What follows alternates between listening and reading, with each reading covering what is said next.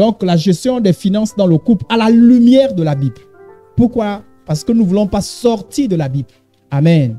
Il n'y a pas un chapitre qui dit dans la Bible, quand vous ouvrez gestion financière des finances dans le couple, il n'y en a pas. Mais nous trouvons des principes qui peuvent aider le couple à bien gérer les finances. Même quand on parle de couple, même quand l'autre n'est pas chrétien, mais cette sagesse-là, on peut l'apporter dans notre couple. Amen. Ah, donc, il y a des principes qui sont là. Alors, Philippiens chapitre 2, verset 2. Le principe d'un couple est donné là dans Philippiens chapitre 2, le verset 2. En deux joie parfaite, ayez un même sentiment, un même amour, une même âme, une même pensée. C'est ça le principe, la communauté. Lorsque on s'unit, ben, Dieu veut. Ça peut paraître de l'utopie, mais c'est toujours l'objectif à atteindre.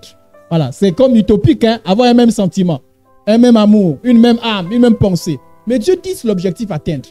Et si au niveau de la communauté, ça semble quand même un peu difficile, le couple, c'est comme un impératif. Parce que déjà, même par votre union par lien du mariage, ben, vous devenez une seule personne. Donc, en fait, c'est ça l'objectif. En tout et pour tout, l'objectif visé, c'est ayez un même sentiment, un même amour, une même âme, une même pensée. Donc, une même pensée en ce qui concerne les finances. Amen. OK. Alors, comme il y a beaucoup de singletons également cet après-midi, il ne faut pas penser, ah ben ça c'est peut-être, non. Pas penser, mais ceux-là qui sont les deux chrétiens. Non. Je peux prendre ça et avec la sagesse que Dieu nous donne, ramener l'autre aussi, peu à peu. Parce que notre objectif, c'est d'impacter les autres avec la foi qu'on a reçue. Amen. Voilà.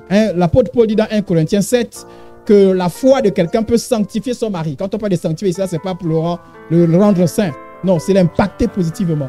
Il peut sanctifier également les enfants. Voilà pourquoi on dit, si le mari est non chrétien, il ne faut pas le chasser. Laisse-le salut de se prononcer. Ou la femme est non chrétienne. Amen. Voilà. Alors, pourquoi aborder ce thème? Nous allons voir pourquoi déjà aborder ce thème. La première raison, c'est qu'une mauvaise gestion des finances dans le couple peut provoquer des tensions, des incompréhensions, des frustrations, des soucis. S'il n'y a pas l'harmonisation, ben il peut en résulter des problèmes. Voilà, des problèmes seulement à cause de l'argent. Et quelqu'un disait souvent que parmi les grandes raisons des divorces, l'une des grandes raisons pour des divorces, c'est les finances. Et je trouve ça regrettable. Divorcer à cause des finances. Je trouve ça vraiment regrettable. Donc voilà pourquoi nous voulons nous prémunir de tout. Nous ne voulons pas le chrétien, ceux-là qui rejettent tout ce qui est tension, tout ce qui est incompréhension. Voilà pourquoi on en parle un tout petit peu. Amen. Donc quand tu tiens à ta vie spirituelle, tu as intérêt à voir ce point en ce qui concerne les couples. Amen. Voilà. C'est dire que tu es spirituel et sans voir ce sujet-là, en fait, pour ne pas répéter le mot que j'ai dit tout à l'heure, c'est utopique en fait. Il faut voir si tu tiens à ta vie spirituelle. Voilà, tu peux pas dire non, je suis très spirituel, ça, je mets ça de côté, ça va te rattraper.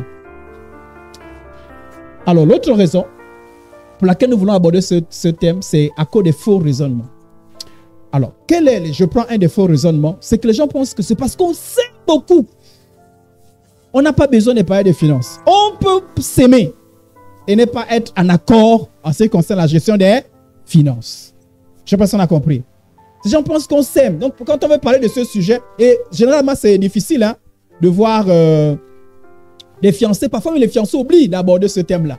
Bon, on va s'asseoir, on va voir comment, quand on sera marié, comment on fera pour gérer nos finances. Généralement, on parle rarement de ça. On dit seulement bisous, bisous, bisous, bisous, bisous. Parce qu'on a, en fait, parfois c'est inconscient. On pense que parce qu'on s'aime, que ça va se faire, les choses vont arriver de soi. C'est-à-dire que ça va se faire seul. Les choses vont se faire seul. Non, ce n'est pas vrai. Ce n'est pas vrai. Et d'ailleurs, c'est en couple, maintenant qu'on se rend compte que notre amour ne suffit pas pour régler les problèmes. Il faut qu'on s'asseye, il faut qu'on parle. Amen, amen. Donc, il faut enlever ces faux raisonnements-là.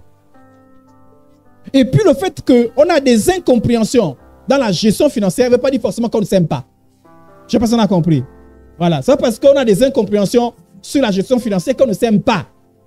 Les incompréhensions nous informent simplement qu'on n'a pas le même point de vue. On ne pense pas pareillement. Donc, dans ce cas, il faut harmoniser les choses. Amen. OK. Donc, je disais, ce n'est pas vrai. Pas parce qu'on s'aime qu'on a forcément la même vision de l'argent. L'amour seul ne suffit pas pour régler ou prévenir un couple des problèmes liés à l'argent.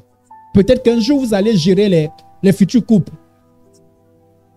Exhortez-les à voir cette question avant. Et dites-leur, pardon, que c'est parce que vous aimez que forcément vous aurez la même vision. Il faut harmoniser les choses. Il faut harmoniser les choses. Troisième point pour lequel on va aborder ce thème, c'est que les deux conjoints entrent dans le mariage avec les forces et des faiblesses en ce qui concerne les finances. L'un est dépensier ou l'une est dépensière et l'autre l'autre a peut-être une bonne gestion ou l'autre est peut-être radin ou je ne sais pas si on dit radine. Hein? Et l'autre, donc on n'a pas forcément, on n'a pas reçu forcément la même éducation. On n'a pas eu forcément les mêmes expériences. Il y a ceux qui quittent maison, mariage. N'est-ce pas? Il y en a certains qui ont eu une forte expérience. Voilà. C'est-à-dire qu'il a géré ou elle a géré pendant longtemps. Et quand tu arrives, ben, l'autre a son expérience. L'autre peut-être n'a pas d'expérience. Et parfois quand on vient, on a tendance à imposer sa manière de faire à l'autre. Sa manière de faire n'est pas forcément la meilleure. Amen, amen. Donc, voilà pourquoi on a des forces et des faiblesses. Il faut harmoniser les choses. Il faut parler. Parce que parfois, celui qui a des faiblesses ne sait même pas qu'il a des faiblesses. Ou elle ne sait pas qu'elle a des faiblesses. Amen, amen. Donc, il faut harmoniser. Il faut harmoniser ça. L'autre point, c'est que le monde a ses conceptions. Parfois, il arrive que nous entrons dans le cas du mariage et l'autre est venu avec une conception mondaine de la gestion financière.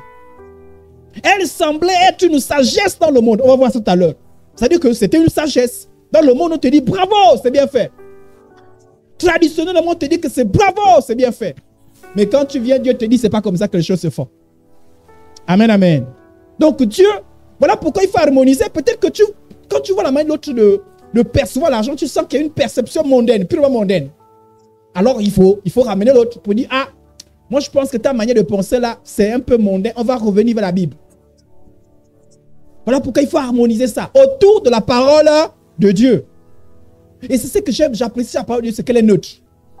La parole de Dieu n'est ni pour l'homme, ni pour la femme. Donc la parole de Dieu vient vous dire que Dieu, qui a toute la sagesse, vous dit comment il faut faire. Donc chacun ramène sa pensée, Donc, si vous êtes autour de la parole, personne ne dira, non, tu veux m'imposer ta manière de faire. Souvent on entend des choses comme ça. Hein. Toi, tu veux m'imposer ta manière de gérer. Toi aussi, tu veux m'imposer ta manière de gérer. En fait, c'est parce que vous ne percevez pas encore clairement les principes de la Bible. Quand la Bible a parlé, tout le monde s'abaisse. Tout le monde s'incline. Parce que c'est la Bible. La Bible a toujours raison. Par contre, ce qui est mauvais, et ça là, au nom de Jésus, j'espère que quelqu'un n'est pas dans l'intérieur. Si tu es à l'intérieur, il faut sortir. C'est des gens qui disent, même si la Bible a dit ça, moi, c'est ma manière de faire. Là, tu montres que tu es païen et tu es païen. Qu'un païen le dise, mais pas toi qui es chrétien. Ça, c'est pas normal. Donc, si vous êtes un couple chrétien et que l'autre dit ça, que même sa Bible a dit ça, il faut l'amener chez le pasteur. Ah oui, la Bible dit que si quelqu'un pêche, il faut un témoin. On a même encore 2 témoins. Et après, on dit, bah, il est païen. Ah oui, on va te dire, ah, on est désolé, hein, mais ta femme, elle est païenne. Mais toi, là, il est païen. Parce que, comment il a le courage de s'opposer à ce que dit la Bible? Peut-être qu'il ne comprend pas ce que dit la Bible. S'il ne comprend pas, gloire à Dieu, il ne fait pas exprès. Amen, amen. Ça veut dire qu'il ne fait pas exprès, il ne comprend pas. Mais s'il comprend et dit, malgré ma compréhension, je continue à comment de faire, là c'est du paganisme. Là c'est un païen. Ah oui, moi j'ai peur de tous ceux qui disent, Dieu a dit ça, mais je pense. J'ai peur d'eux. Parce qu'il n'y a aucune garantie chez toi. Je préfère quelqu'un qui me dit, je crois que la Bible dit ça. Même si c'est trompé, il y a de l'espoir. Je me dis, son problème c'est la confusion seulement. Amen, amen.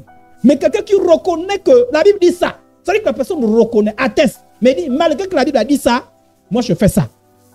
Là, pour moi, vraiment, tu me fais peur et tu es un danger public. Voilà pourquoi quelqu'un comme ça, là, vous l'amenez, on le met sous discipline. Oui. Oui. Ou bien même, on le va regarder, même s'il vient à l'église, mais on sait que, ah, là, ça, c'est pas correct. Donc, c'est des versets que vous connaissez. Ne vous conformez pas au siècle présent, mais soyez transformés par le renouveau de l'intelligence, afin que vous discerniez quelle est la volonté de Dieu, ce qui est bon, agréable et parfait. Je disais tantôt que la Bible n'aborde pas directement ce sujet, mais la Bible contient plusieurs principes qui peuvent nous aider à comprendre. Amen. Cinquième raison pour laquelle il faut soigner, pour laquelle nous abordons ce sujet,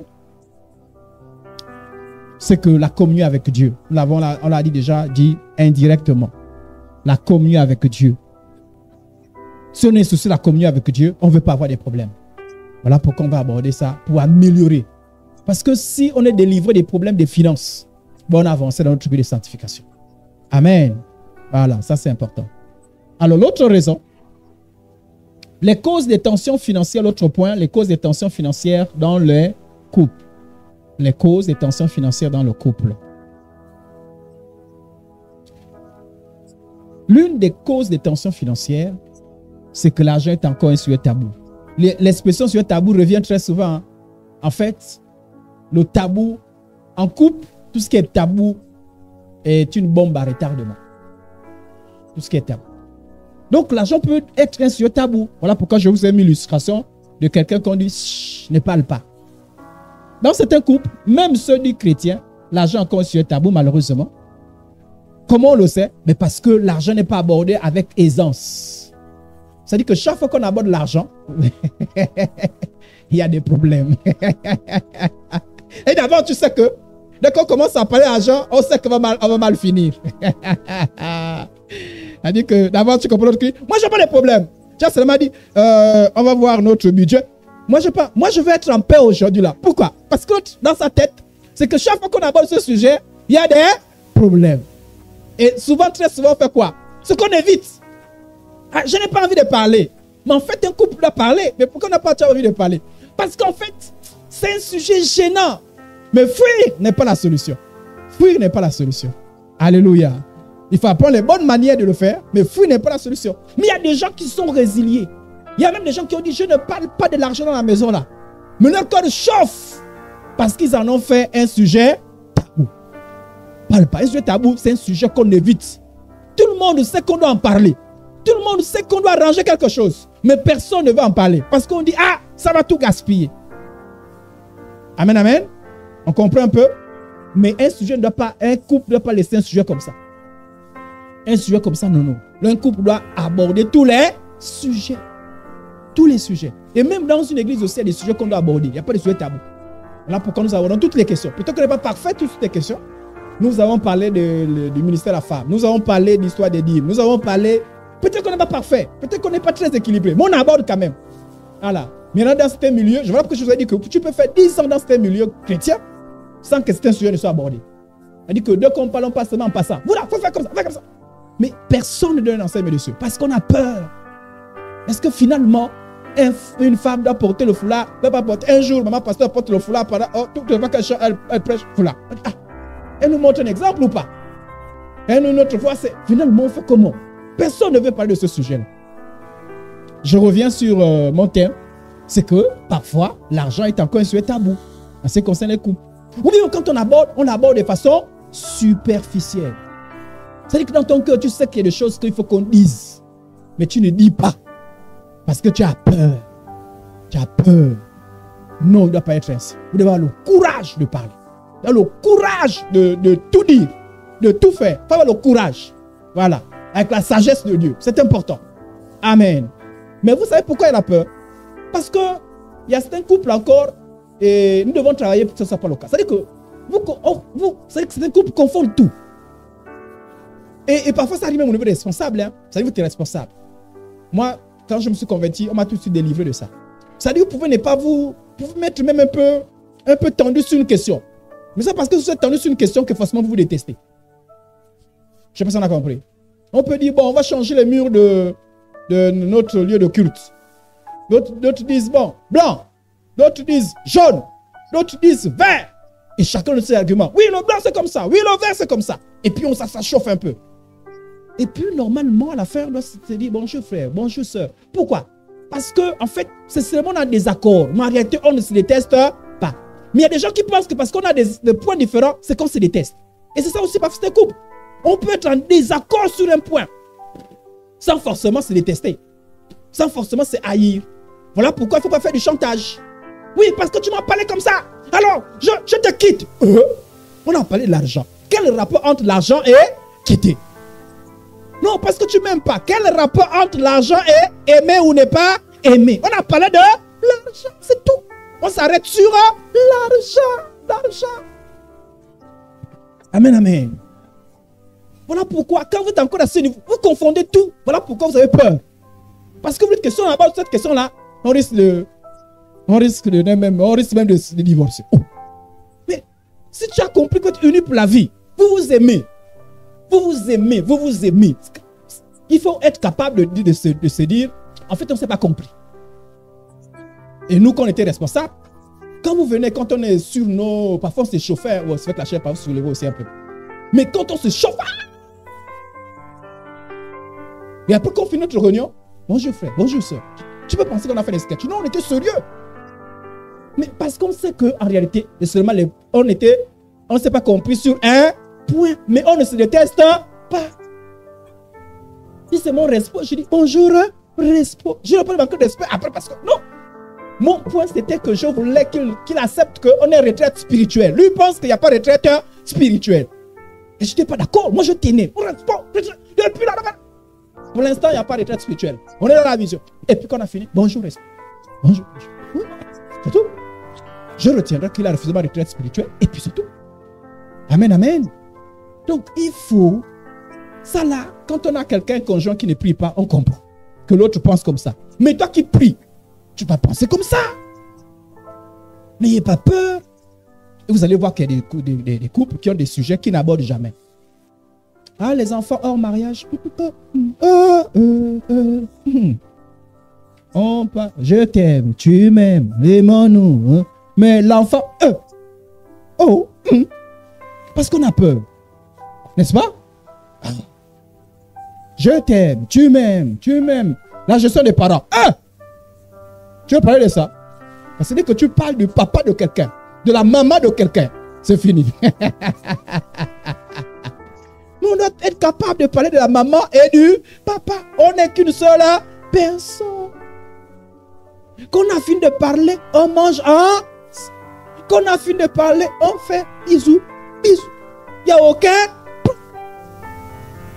Alléluia. Il faut qu'on arrive à cette dimension. Amen, amen. C'est comme nous les responsables. On peut dire, non, pasteur, je suis désolé. Moi, vous avez émis cette idée-là, mais je suis désolé. Je ne suis pas pour cette idée. C'est ton droit. Tu le dis en tout respect, n'est-ce pas? Tu n'insultes pas le pasteur, mais tu dis non, pasteur, non, je ne suis pas d'accord. À la fin, moi aussi, je dis, je ne suis pas d'accord. À la fin, bonjour, pasteur, bonjour, telle personne. On ne se déteste pas, on sait. Tu ne repars pas à la personne en disant, là-bas, le pasteur m'a parlé là, je sens qu'il me déteste. Je sens qu'il a haine pour moi. Quelle haine? On était dans l'incompréhension, c'est tout. Amen. Donc, tout ça, c'est pour dire, les sujets tabous, c'est très dangereux. Vous savez, je vous ai souvent dit que quand vous avez des sujets tabous, vous allez forcément aborder ce sujet-là. Vous savez à quel moment? Quand vous vous fâchez. D'abord, tu m'énerves. Avec ton histoire de ta mère là. Chaque fois qu'on parle de ta mère, oh, je continue. Ça sort maintenant. D'abord, tu penses ta mère de jouer l'argent là. Moi, je te vois. Hein. Vous savez parce que je ne parle pas. Hein. Janvier, tu as fait ceci. Mars, tu as fait ceci. Juin, tu as fait ceci. Oh, aujourd'hui, je parle. Là, ça sort maintenant. Mais normalement, ce n'est pas tabou. Vous parlez ouvertement. Là, vous êtes objectif. Quand vous êtes fâché, là, vous êtes plus objectif. Alors, on te dit, ta mère aussi. Ta mère. Oh, ça, c'est encore des chrétiens. Amen, amen. Pas de sujet tabou. Je te pose une question. Y a-t-il des sujets tabous dans ton couple? Vous êtes chrétien, vous êtes en danger. Vous êtes en danger? Vous êtes chrétien, vous avez des sujets tabous. C'est-à-dire quand on aborde ça, vous ne dormez plus à l'aise. C'est-à-dire que chaque fois que vous abordez ce sujet-là, c'est-à-dire que chaque fois que vous abordez ce sujet-là, chacun dort là-bas, l'autre dort là-bas. Vous êtes en danger. Ça va exploser un jour. D'ailleurs, quand les gens divorcent, c'est quoi? C'est sujet tabou. Je vous dis.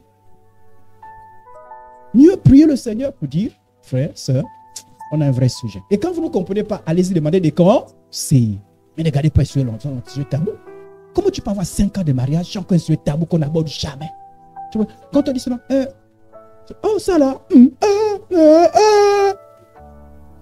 comment Alléluia. Ok, je peux avancer. Donc il y a des gens, l'argent, son argent, quand il donne, quand il donne pas. Quand elle sort, courage. Vous allez vous exploser un jour. Il faut avoir le courage. Amen. Ok. C'est valable pour nous tous. Hein. Moi aussi là, parfois je fais le courage. Je dis, hey, quand vous voyez la sœur Evelyn, quand cette speech, elle speech. Hein. Ah oui. Hein. Moi aussi, parfois je speech aussi. Quand on se speech là, si vous arrivez là, vous pensez qu'on est en train de se bagarrer. Non. On speech. Après, au moment, on se stoppe nous deux. Attention, on dit frère, on dit qu'on est en train de pécher déjà là. On dit qu'après, on revient.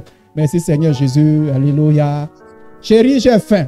On ne fait pas le sketch. On n'a pas fait le sketch. On finit de speecher là. On était bien tendu. Après, il dit, chérie, on a faim. Elle va me servir. Hein? Elle va dépasser ce stade-là. Quand je dis j'ai faim, elle va aller me servir. Je vous dis, ça, je loue le Seigneur pour ça. Elle ne va pas dire, qui va te servir? Moi, mange aujourd'hui. Jamais n'a dit ça. Voilà. Elle va me servir. Mais quand elle me sert là, elle est encore toute chaude. Parce que ça, quand la chaleur a augmenté là, parfois même quand tu as compris, pour que ça descende là, pas du temps. Mais comme j'ai fait au moment où la chaleur est encore à haut là, elle est obligée de me... Et parfois c'est en servant que la chaleur là descend. Alléluia. Bon, moi je ne sais pas si je suis pas fait, elle peut rendre témoignage. Moi aussi parfois je peux me chauffer là. Mais quand elle a un besoin, je veux répondre. C'est ma femme. Est-ce que je vais la détester? Je lui ai dit qu'elle m'a collé pour la vie. Il y a des moments où elle m'énerve. J'ai dit, mais Seigneur, pourquoi tu m'as donné la soeur en Christ? Oui, enfin, je pense comme ça. J'ai dit à Herben un jour, je préfère Herben quand elle était mon membre. Parce qu'elle était mon membre, l'espoir arrive. Alléluia. Mais depuis qu'elle est ma femme, quand je speak, parce que quand elle était mon membre, elle ne pouvait pas. Le respect à parler. Parfois, je dis, mais Seigneur, je préfère Herben qui était membre là. Là, maintenant, là. Mais elle est vraie, elle est authentique. Amen. Donc ça arrive. Donc moi aussi, ça arrive. Mais nous, on évite, ma femme et moi, de suer tabou. Alors pourquoi? Parce que ça peut se chauffer. Il y a des gens qui sont tranquilles parce qu'ils ne parlent pas de certains sujets. Cette tranquillité là, c'est une tranquillité apparente. Non, on est bien. Si vous êtes bien parce que vous avez tout surpassé, gloire au... Mais c'est bien parce que vous allez vous exploser. Je vous dis. Mon nom de Dieu, soyez délivré de ça. Amen. Alors, voilà l'une des raisons qui fait en sorte que l'argent... L'autre chose...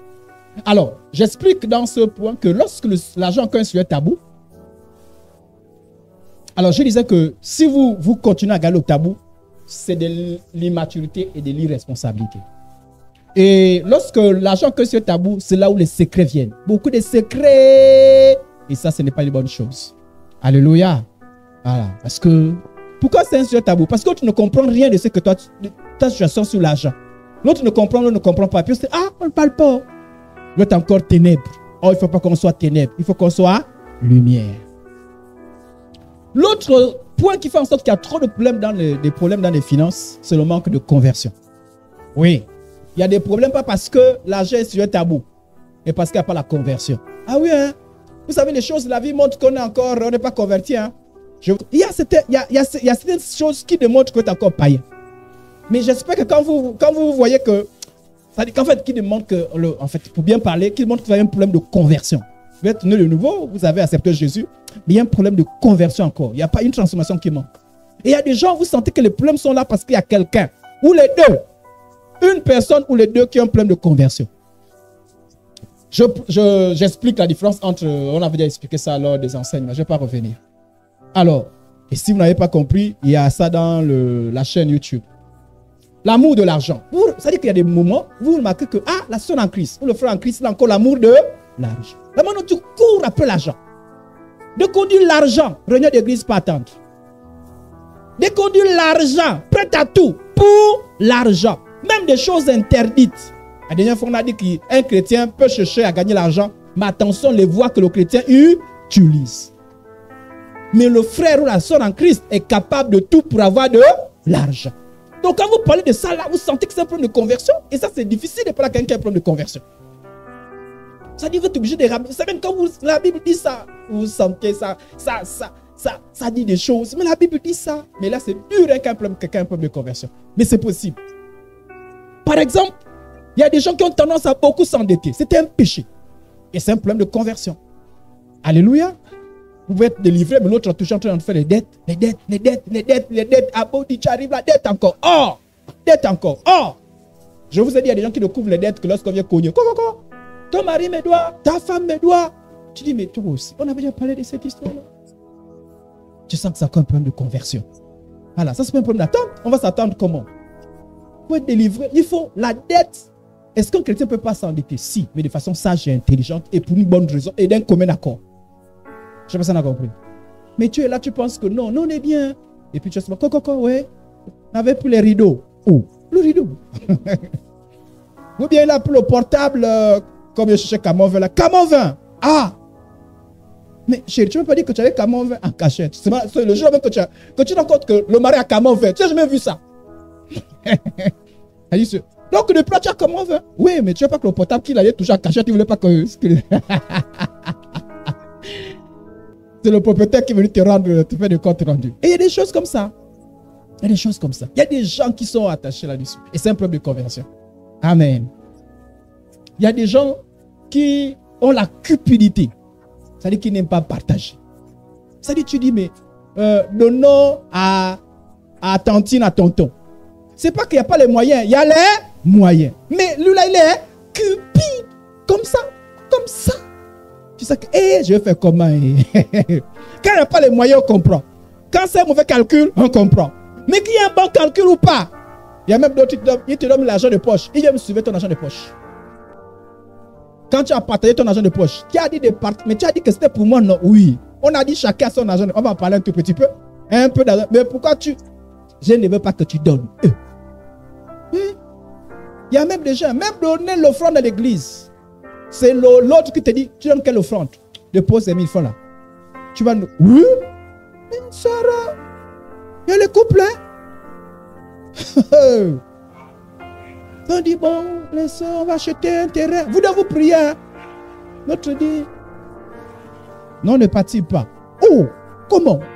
C'est l'autre qui... Mais on a les moyens, non? Même si on a les moyens, on ne participe pas. Le problème, c'est quoi? La cupide. Quand tu as quelqu'un comme ça, là, il faut le travail, hein? Il faut l'onction de Dieu. Pour amener l'autre à changer. Voilà. Donc, parfois, c'est un problème de conversion. Mais il faut être humble quand tu reconnais. Quand tu ne connais pas encore, on prie pour toi pour que les yeux s'ouvrent. Mais quand tu reconnais, il faut être humble pour dire, je reconnais. Et je prie que le Saint-Esprit me transforme. Amen. Voilà. Et nous tous, on a été sensibilisés. Il faut être transformé là-dessus. Je craignais un peu, bon, mais je pense que vous n'êtes pas à l'intérieur. Je disais, tellement on a dit qu'il faut être rangé dans les finances que les gens deviennent maintenant. On va faire l'agapé. Ah, il y a l'agapé, je t'en fais. On va faire l'agapé. Le pasteur a dit 50, 30, 20. On va manger une pizza. Il y a les moyens. Hein? Quand il n'y a pas les moyens, je pense qu'on a été très bien enseignés. Je bénis le Seigneur. Voilà. Vous avez suivi, par exemple, les exhortations du frère en Christ, pasteur Gestel. J'étais parfait. Donc, il y a les moyens. Quand il n'y a pas les moyens, on comprend. On sait que, mais il y a les moyens. Donc, on dit pizza. Méthode 50, 30, 20. C'est-à-dire que ma méthode devient maintenant un problème.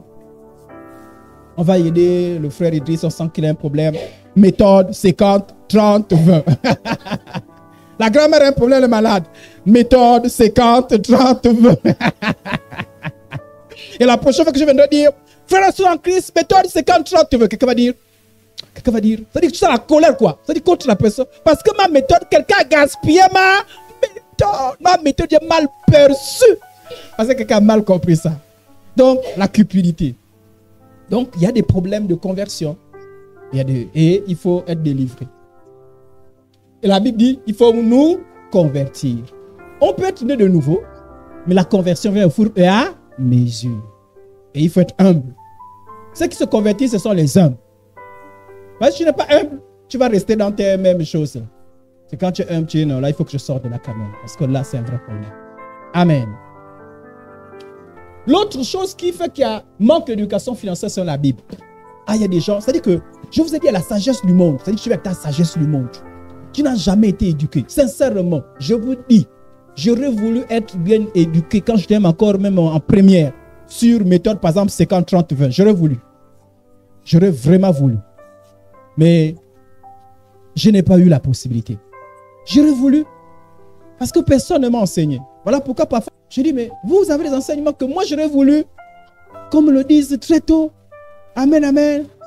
Donc il y a des gens qui n'ont pas d'éducation. Mais parce que parfois on n'a pas soif. Mais parce que parfois on se dit, on connaît. Vous savez, l'homme c'est, on connaît. On connaît. Oh, il y a même des gens parfois quand on dit, bon, enseignement sur la gestion des finances. Oh, on connaît, on connaît, on connaît, on connaît, on connaît. Donc il faut une éducation correcte. Et voilà pourquoi je me suis dit, mes enfants, moi j'aimerais qu'ils soient bien éduqués dessus. Si un des mêmes me dit, je veux me marier, je l'appelle. Parce que manque d'éducation, c'est vraiment un problème. Amen.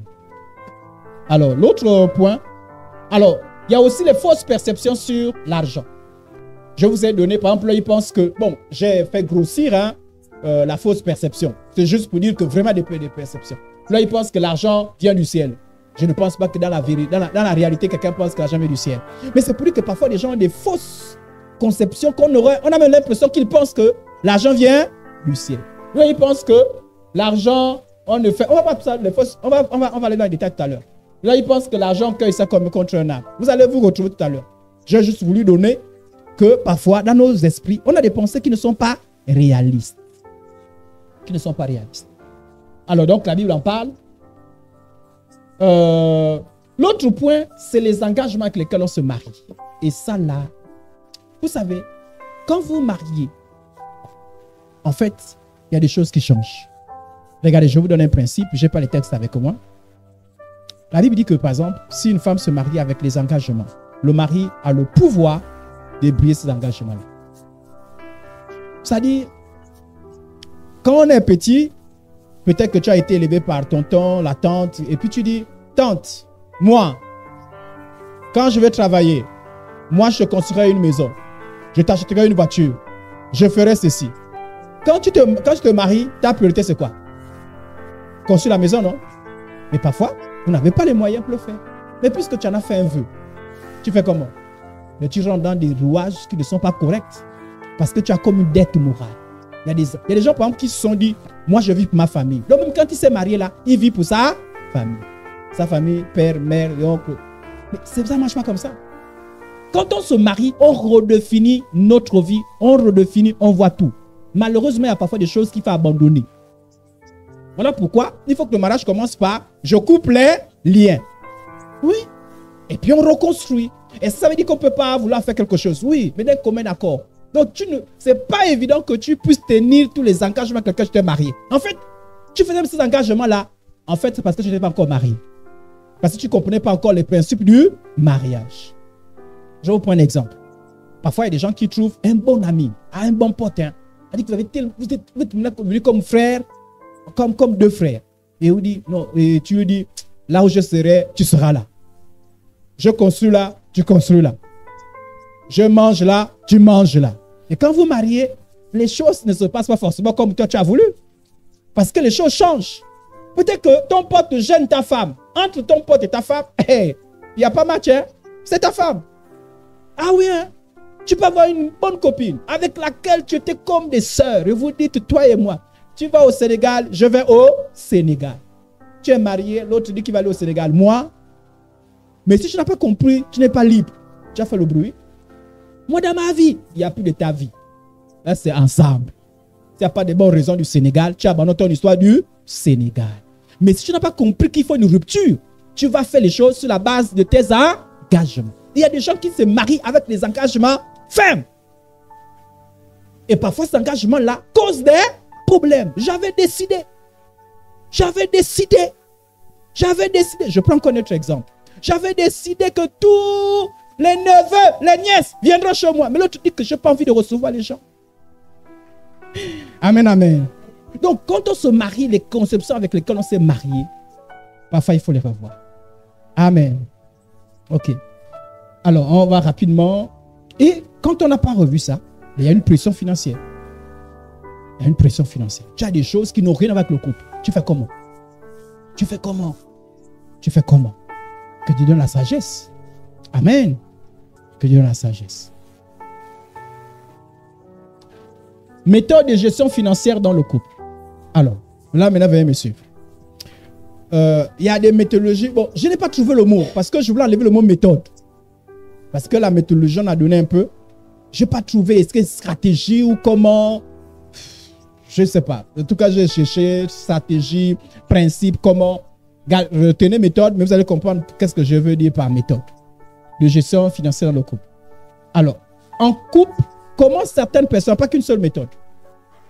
Maintenant, on va les énumérer et puis chaque couple va se retrouver dans sa méthode ou bien va changer de méthode ou bien, en tout cas, on va énumérer cette méthode.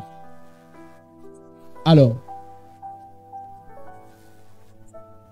donc, il n'y a pas une bonne méthode. Il revient à chaque couple de voir la méthode qui correspond. Parce que si on ne sait pas accorder, on aura des problèmes. Voyons la première méthode rapidement. Première méthode. Un seul conjoint gère les finances du couple. C'est-à-dire c'est une seule personne qui gère les finances. Que ça vient de lui-même. D'abord, dans cette méthode-là, il y a beaucoup d'autres sous-méthodes.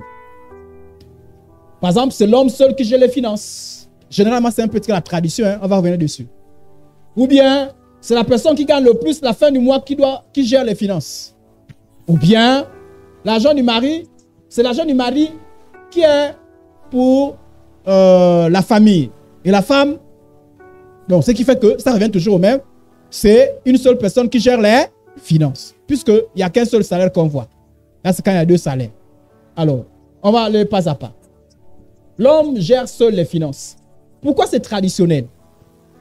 Mais parce que quand on a grandi le plus souvent, c'est quoi? D'abord, on parle d'une tradition. On va revenir, on fera un enseignement, on va revenir sur toutes ces choses qui sont liées à la tradition, qui n'ont même parfois rien à voir avec la Bible. Quand on a grandi, on a vu nos parents, très souvent c'était papa qui travaillait, maman ne travaillait pas. Donc généralement c'est papa, les cahiers, papa, le poisson, papa. Et maman aussi venait dire, où est l'argent, où est l'argent, où est l'argent. Hein? Parfois nos mamans se bagarraient. Mais tu n'as pas donné la peine. Donc on a l'impression que c'est toujours papa qui gère. C'est papa, le directeur financier de la maison. Donc, toi aussi, quand tu te maries, même si la femme a l'argent, mais tu penses que c'est toujours comme ça. Donc, tu dis, amène-moi ton salaire, c'est moi l'homme qui gère les finances. Voilà, c'est moi. Donc, ce que tu as fait avec l'argent, amen, dépose, c'est moi qui gère les finances. Donc, la femme, on lui fait seulement le compte rendu. Bon, la fin du mois là. On fait comme ça, on fait comme ça. La femme, elle est seulement là. On fait, c'est là dans les tabous, elle dit, comme ça. Est-ce que, mais c'est toi qui as décidé. Donc, il n'y a que l'homme qui décide. C'est lui qui décide qui on donne, à qui on donne, comment on donne, qu'est-ce qu'on achète, qu'est-ce qu'on n'achète pas, le courant, c'est combien. C'est lui qui décide, c'est lui qui décide. Tu fais les propositions.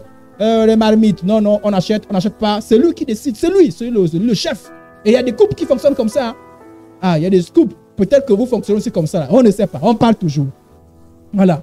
C'est-à-dire que tu sens que, en fait, tu sens qu'on te dit que chez moi, c'est comme ça. C'est l'homme qui gère. Tu te tais. À la limite, tu donnes quelques propositions. C'est comme ça. Voilà. Et depuis là, tu es resté là. C'est comme ça. Donc, si on demande qui gère les finances, ah, le chef. Et là, lui, c'est dans son rôle. Hein. Tu ne peux pas le déstabiliser. Pourquoi il est tellement sûr? Parce que papa fait comme ça. Et c'est toujours comme ça que j'ai vu. Et lui, il pense que c'est toujours comme ça qu'on doit faire. Bon, quand c'est les méthodologies comme ça, tu n'iras pas en enfer à cause de ça. Si c'est comme ça, si vous avez décidé ça ensemble, c'est bon. Mais si c'est une dictature, en fait, j'ai fait défiler certaines diapos rapidement. Je disais, dans ces méthodologies-là, il faut toujours vérifier, est-ce que ça ne s'éloigne pas un peu de la Bible? Je sais pas si on a compris. On les énumère, à vous de voir. Je vais vous faire réfléchir. Votre méthodologie, c'est laquelle? Il y a une personne qui gère. Alors, il y a un autre cas de figure, parce que les sœurs en Christ disent, ah, les sœurs, attendez, arrivez à vous aussi. Alors, donc, rien ne permet de soutenir que l'homme gère mieux l'argent que la femme. Ah oui, c'est faux. Il y a des femmes qui gèrent mieux l'argent que les hommes. Parce que l'homme pense que c'est lui le super intellectuel. dans les cas de figure, hein, c'est lui. Voilà. Mais rien ne permet de dire ça. Mais parce qu'il y en a certains qui le gèrent en pensant que la femme, on n'a aucune intelligence. Voilà. Voilà, vraiment, on n'a aucune intelligence, on n'a rien. Amen. Même si c'est toi le seul qui travaille. Mais l'argent, vice versa, même quand c'est la femme qui travaille. Ah, il y a aussi les femmes qui gèrent parce que, monsieur, pour l'instant, tu n'as pas de boulot. L'argent vient de... C'est moi qui gère. Je ne t'ai pas jeté comme tu es toujours au mari. C'est moi qui gère. Ou bien, mon mari, j'ai eu la grâce, j'ai eu une opportunité, j'ai beaucoup plus d'argent que... Voilà pourquoi certains n'aiment pas épouser les femmes qui ont beaucoup plus d'argent que... Ils craignent souvent ça. Ben parce que c'est une réalité. Il y a des femmes qui, à cause, parce qu'elles gagnent plus d'argent, ben elles imposent. Elle dit, mon salaire dépasse ton salaire. Donc, c'est moi qui gère. Il y a aussi ces cas de figure. L'autre cas de figure, c'est l'histoire où, en tout cas, dans un couple, celui qui est chargé de la gestion de la famille, c'est l'argent de l'homme. L'argent de la femme, c'est pour la... C'est une tradition aussi.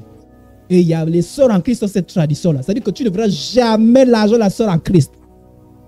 Quand il y a un problème, c'est dit. En tout cas, tout le monde sait ça. L'argent de la femme, c'est pour la femme. L'argent qui compte, c'est l'argent de l'homme. De toute façon, tu prends soin de moi. Tu prends soin de tes enfants. Tu prends soin de la maison. Tu veux mon argent pourquoi? Il faut montrer que tu es un homme. Parce que l'homme qui vient fouiller dans les portefeuilles de la femme. Et il y a des femmes qui sont assises là-dessus. C'est aussi traditionnel. Vous savez pourquoi c'était comme ça? En fait, je vous ai dit, parce qu'à l'époque, l'homme allait travailler, la femme ne travaillait pas. Nous les hommes aussi, on doit aussi réfléchir. Hein. Voilà pourquoi on a dit qu'il ne faut pas seulement laisser la femme seule nettoyer la maison. Parce que quand tu dis que toi, tu es la seule qui nettoie la maison, elle aussi a la raison. Parce qu'elle fait son boulot traditionnel. Traditionnellement, c'était elle seule qui travaillait la maison, celle qui faisait tout. Et l'homme apportait l'argent. Voilà pourquoi l'homme prenait soin de tout ce qui est besoin financier. Donc, maintenant que les choses ont changé, Tu apportes. Mais il y a des sœurs en Christ. Quand c'est les païens là-bas, c'est la gêne. Moi, je n'ai pas envie d'entrer sur les païens. Mais il y a les sœurs en Christ, tu vas voir. Elle est convaincue. Parce que, et chaque fois que le frère dit, écoute, on a un projet là, est-ce que tu peux sortir l'argent là? Elle est embêtée. Elle ne sort pas l'argent dans la paix. Parce qu'elle a l'impression que tu es venu l'embêter. C'est-à-dire, quand c'est ton argent qui sort, il y a la paix. Non, mais ça coûte. Mais quand c'est son argent, elle a l'impression que tu l'as. Ah! D'abord, il y en a d'autres même, tu ne dois pas surveiller mon argent. Il y en a même d'autres qui font pire. Mon argent, c'est pour moi et ma famille. Vous avez des conceptions comme ça. Donc, du coup, tout se repose sur l'homme. Donc, voilà toutes ces traditions-là qui font en sorte qu'une seule personne qui gère. Mais parfois aussi, dans le cas, on a vu que si la femme gagne plus, c'est elle qui gère. Et on a des gens comme ça, là, où la femme travaille, où elle gagne plus, mais l'homme n'a que ses yeux. L'homme devient comme la femme. Donne des avis. Et c'est la femme qui intérim. On fait comme ceci. On ne fera pas. C'est comme ça. Amen. Donc, vous avez le cas de figure où, donc même si tu fais 50-30-20, le problème n'est pas dans la méthode 50-30-20. Est-ce que vous comprenez? Peu importe, mais le problème, c'est qu'il y a une seule personne qui gère. C'est-à-dire qu'il n'y a qu'une seule personne qui pense, qui fait tout. L'autre là n'est qu'à titre consultatif ou consultative. L'autre est passif ou passive. C'est une méthode. Si vous choisissez ça librement, c'est comme ça. Si c'est librement que vous avez choisi ça, c'est votre méthode. Est-ce qu'on peut voir les deux autres méthodes? Bon, vous pouvez déjà imaginer les deux autres méthodes. L'autre méthode, c'est les deux conjoints se répartissent les dépenses du ménage. C'est quand les deux travaillent. C'est-à-dire qu'il y en a des gens, c'est-à-dire, l'autre dit, bon, moi, mon argent, quand je prends l'argent, je paye la maison, je paye les frais de location de la maison, je fais ceci, je fais cela. La femme dit, moi c'est comme ça, moi c'est ceci, moi c'est cela. Moi je fais la nourriture, je fais tout. Toi tu fais pour l'école. Donc, parfois ils ne voient même pas les salaires des autres. Chacun fait ce que... Voilà. Donc ils sont répartis les tâches. J'ai fait ça, tu fais ça. Je sais pas si on a compris. Il y a des gens qui sont comme ça. Ou bien, le mois là, je prends en charge tout. Toi, tu prendras le mois de février. C'est comme ça qu'ils fonctionnent. Ils ne connaissent même pas combien tu as eu. S'il y en a eu beaucoup ou pas. L'essentiel, c'est que tu remplisses tes... Voilà. Toutes tes tâches. Voilà. Chacun. Il y a des gens qui ont choisi, il y a des couples qui sont comme ça. C'est, je fais un peu, tu fais un peu. Voilà pourquoi parfois, moi j'ai fait ça. C'est toi qui as fait ça. Moi j'ai payé les cours de tel enfant. Toi tu payes pour tel. Parfois, bon, moi, tout ça là pour moi. Non, c'est pour toi. Non, c'est toi. Quoi? Non. Moi j'ai déjà le pain. Non, toi c'est l'huile. Non, moi je prends déjà l'huile. Et vous voyez comme ça là. C'est moi. Et parfois l'autre vient demander à l'autre, dis, tu as encore un peu d'argent là? Pourquoi? Ah, parce que pour moi c'est fini. Hein? Parce qu'en fait, vous ne connaissez pas toujours comment l'autre gère son argent. C'est chacun gère. Et il y en a d'autres qui sont comme ça. L'autre ne sait jamais. D'abord, parfois ils ne connaissent pas les entrées financières des autres. Ils savent seulement que tu es censé avoir la fin du mois l'argent. Donc, chacun gère. Et ils s'aiment. Ils sont sauvés. Ils iront au ciel. Mais c'est comme ça qu'ils gèrent. Si ça marche avec vous, tant mieux, il n'y a pas de problème dessus. C'est une méthode. Amen. Troisième méthodologie dans la gestion, c'est ce qui mélange tout. C'est-à-dire que si une personne qui travaille, ben tous décident ensemble. Ils déposent l'argent. Même si c'est une seule personne. L'argent est là. On fait quoi? Et puis on fait les bagarres. Oh, moi je fais comme ceci. Mais ils se considèrent les uns. Il n'y a pas celui qui a eu plus, qui a eu moins. L'argent, même si ce n'est pas physiquement là. Je ne sais pas si on a compris. Même si tout n'est pas physiquement là, surtout pour nous qui sommes dans les banques. On sait que là-bas, tu vas avoir 10 000. Toi, tu vas avoir 15 000. Donc, on sait déjà combien ça a donné. Et on dit, bon, on a 25 000, on fait quoi? Et ensemble, on décide. On fait ça, on fait ça, on fait ça. C'est que quand l'argent rentre, on sait maintenant ce qu'on va faire avec l'argent. Ça, c'est une méthodologie. C'est bon? Voilà, il y a des gens qui font comme ça. C'est bien les deux salaires. Voilà. Ça, c'est un seul salaire. Ça, c'est deux salaires. Mais vous les gérez ensemble. Vous décidez ensemble. Vos bagarres, c'est simplement pour convaincre l'autre. Parce que vous êtes obligé de convaincre l'autre. Il n'y a pas, non, moi je fais ceci. Non. On dit que vous décidez ensemble. Tu connais combien l'autre, combien d'argent il est resté. Combien est rentré. Je ne sais pas si on a compris. C'est la mise en commun. Voilà les trois méthodes. Quelle est votre méthode? Vous êtes forcément quelque part. D'après vous, quelle est la meilleure méthode? Est-ce que je peux avoir deux réactions? Quelle est la meilleure méthode? Shalom. Selon moi, la meilleure méthode, selon moi, c'est la méthode 3. Parce qu'on peut au moins se mettre d'avis sur certains points. Parce que si on prend aussi l'autre, c'est vrai que la deuxième aussi n'est pas mal, la première aussi. Les autres là où chacun amène son argent. Et puis l'autre, après l'autre peut avoir des frustrations après. Que pourquoi c'est lui qui gère mon argent? Pourquoi? Et l'autre aussi peut dire non, moi aussi je peux bien gérer. En tout cas, moi je pense que la meilleure, c'est la troisième. Parce qu'on peut avoir des points. C'est-à-dire, on se dit, ça on fait ça avec ça, ça on fait ça avec ça, qu'est-ce que tu en penses? Et les deux conjoints donnent leur avis. Donc c'est mon avis. Shalom à tous. La meilleure méthode, c'est la troisième méthode parce que une fois que tu viens avec ton salaire, madame aussi amène pour elle, vous vous asseyez et puis vous trouvez une conclusion. Si vous avez au moins des projets, bon ça c'est pour telle chose, ça c'est pour telle chose, c'est nettement mieux. Évitez de frustrer les autres.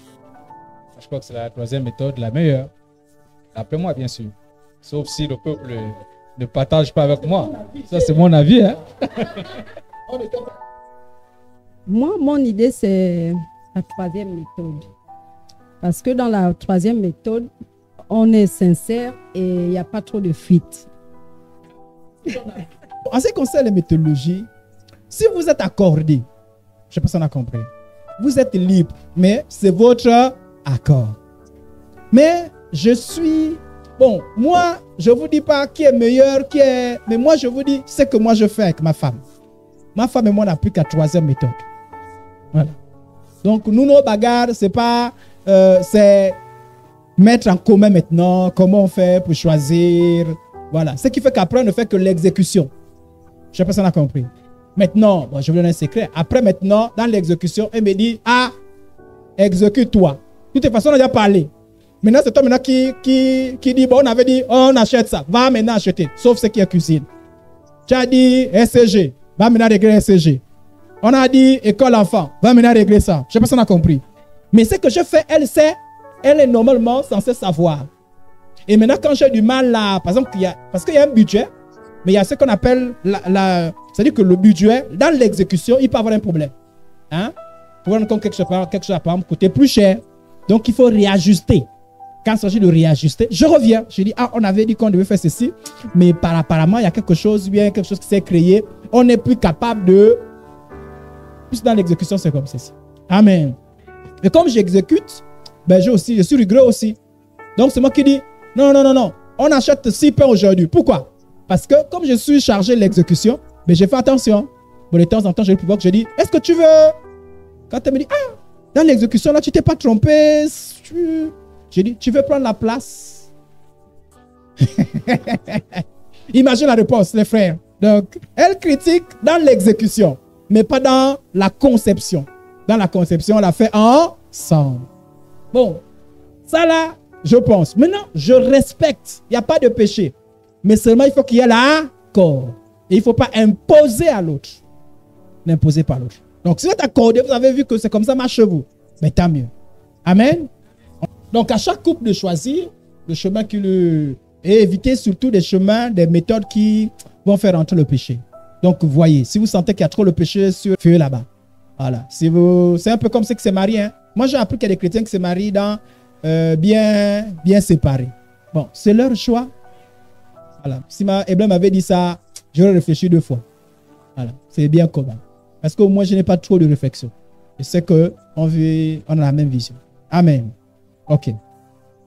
Alors, le dialogue, c'est la base. En matière de finances, on parle. Il faut y parler. On parle toujours. Les finances sont comme la sexualité. Il faut toujours parler. Même si vous avez parlé en janvier, il faut parler en février. Oh!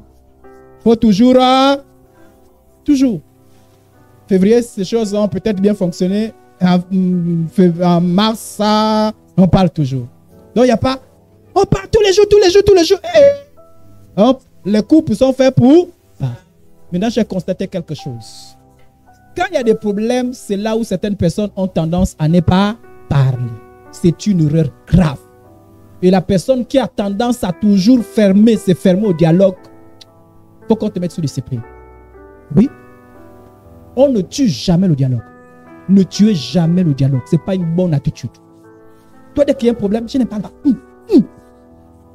Si c'est stratégique pour dire que les choses se calment, je reviens. On peut respecter quand on sent que c'était un peu tendu, mais tu es revenu. Mais c'est pour dire que je ne parle plus, je ne parlerai plus. Ça, c'est dangereux. Moi, même si l'autre avait tort, mais toi, tu es dangereux. Je vous dis, même si tu n'aimes pas, je te le dis. Le dialogue, c'est ce qui fait le soubassement sur le dialogue. Si vous gaspillez le dialogue, on fait comment maintenant pour résoudre le problème? Même si vous appelez quelqu'un, quand la personne va venir, va dire son avis et va vous dire parlez. Est-ce qu'on a compris? Même si vous appelez le pasteur, quand le pasteur va venir, il va conseiller, non? Maintenant après, même pour que quelque chose revienne, il faut toujours parler. On ne bloque pas le dialogue. On ne tue pas le dialogue.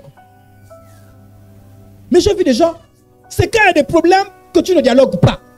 On t'a dit dialogue, c'est moi je t'aime, tu m'aimes, on va faire les choses. Ça, c'est pas le dialogue. Ça, c'est la communication de tous les jours. Il faut dialoguer. Amen. Il faut dialoguer. On ne coupe pas le dialogue. Sœur, même si tu as un petit cœur, en Christ, il faut avoir un grand cœur. Il faut parler. Frère, il faut parler. Oh, mais il a toujours raison. Cherche tes arguments. Cherche à avoir raison. Et puis, c'est toi-même qui a dit ça qu'il a toujours raison. Toi-même qui a dit ça. Cherche aussi à avoir raison.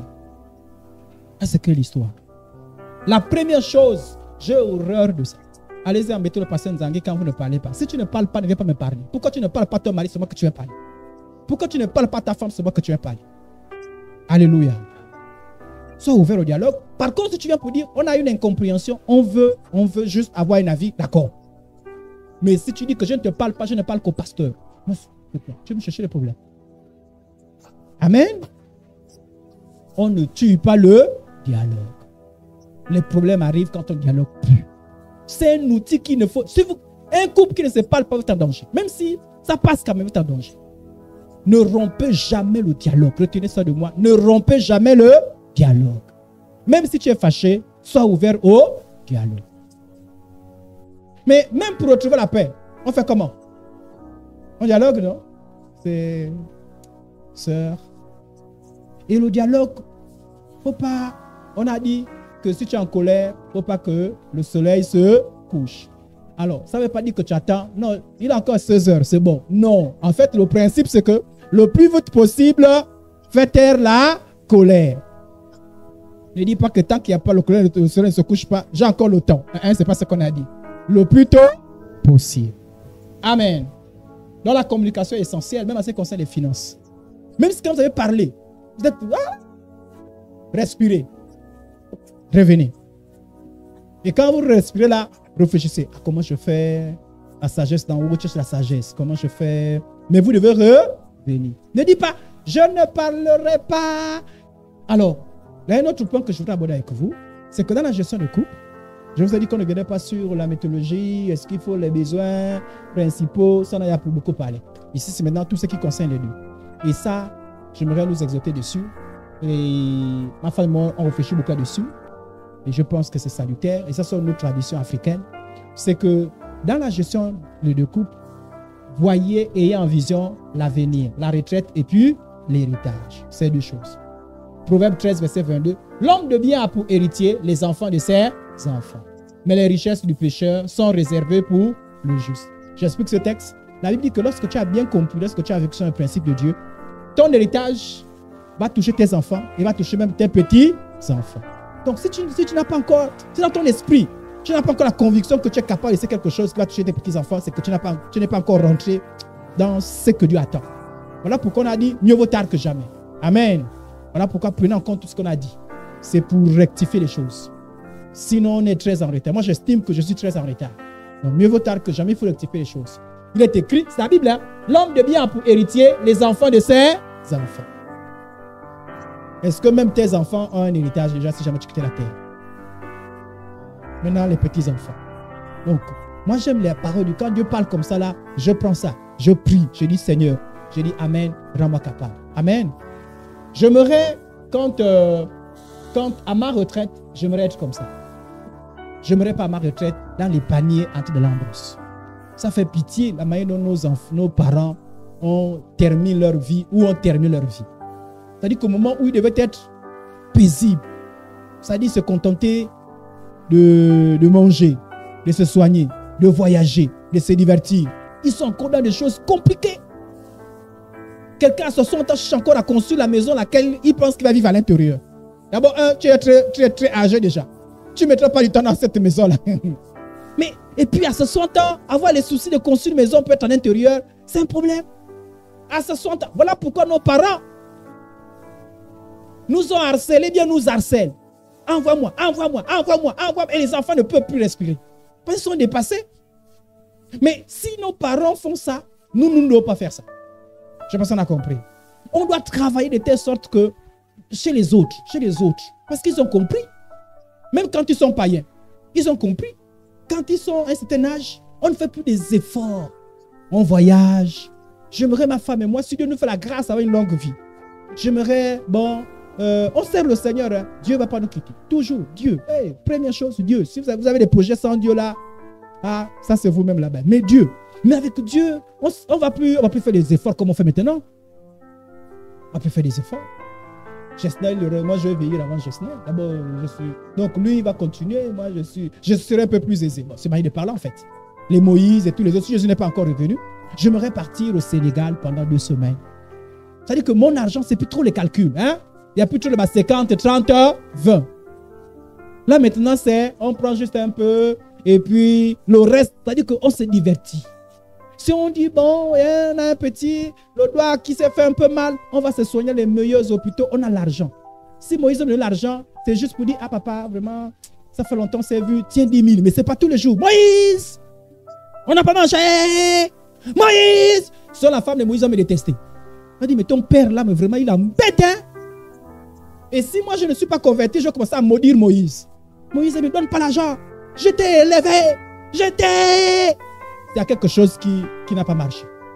Je ne sais pas si on a compris. Moi, je mourrais. Moi, ça me fait pitié de voir les gens à cet âge dans des trucs compliqués. Même pour manger, c'est compliqué. J'ai l'impression que la misère s'est rapprochée encore. Mais même quand on y travaillait. C'est-à-dire que même la retraite, voilà pourquoi il meurt vite. C'est-à-dire que ce n'était pas encore le temps. Il dit à pitié, il dit rentrez vite, rentrez. Je sens que là, ce n'est pas bon. Donc, quand vous travaillez en couple, ayez cette vision. J'en parle avec ma femme. Si ça arrive, gloire à Dieu. Mais au moins, il y a la pensée qui est là. Que vraiment, vous me voyez, ils sont en train de chercher à construire une maison. Voilà pourquoi je me bats. Il faut qu'on soit à l'aise. Si je n'ai pas pu visiter la France, d'autres même font quoi? Vont en France, aux États-Unis. Bon, nous, comment le Seigneur peut voyager n'importe comment. Mais si, même si on sert le Seigneur, mais ça, on ne travaille plus. Il n'y a plus chaque matin, aller encore au boulot. Donc, on a le temps. On a travaillé pendant tout un trimestre. On dit, bon, les frères, les plus jeunes, ça veut continuer. Nous, on va aller d'abord, on va aller en France là-bas. Si on est parti en France pendant un mois, on est avec les autres frères, on prie, mais à l'aise, on n'a pas la même pression. Ne terminez pas sinon, je termine mal la vie. Même moi, je vous dis, ma femme m'a dit mes parents. Parfois, je les interdis de faire d'autres projets. Je dis, mais vous cherchez encore quoi?